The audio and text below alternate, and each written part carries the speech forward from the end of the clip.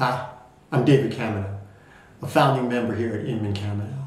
For today's 2-Minute Tuesday, I want to talk about a subject that is of extreme importance to many of my clients, and that is the payment of wages, specifically overtime wages.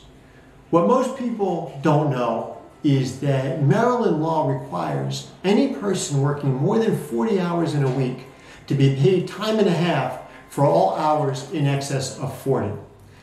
The law is extremely clear on this, and is also extremely clear that if a person is not properly paid overtime, that person is entitled to 3 times the amount of wages that were not paid, and this can sometimes be even more important, the attorney's fees that it costs to get those wages.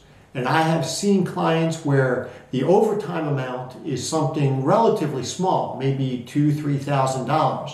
But by the time that amount is tripled, and then sometimes the attorney's fees can be $50,000 or $60,000. I have seen a couple of businesses actually fail under the pressure of a claim like this. When people come to me and say, "Hey David, I've got an employee who's claiming that I owe them time and a half for overtime," or something like that, my advice is almost always just pay the money. The law, again, is very skewed in favor of the employee and against the employer.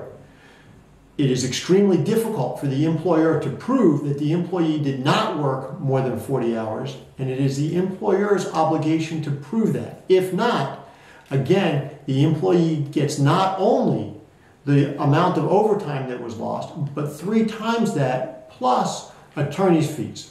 And I have seen many courts who have been more than happy to enforce that particular provision of the law. If you have any questions about your employees or payment of your employees or any other legal issues, please feel free to give me a call. Thank you.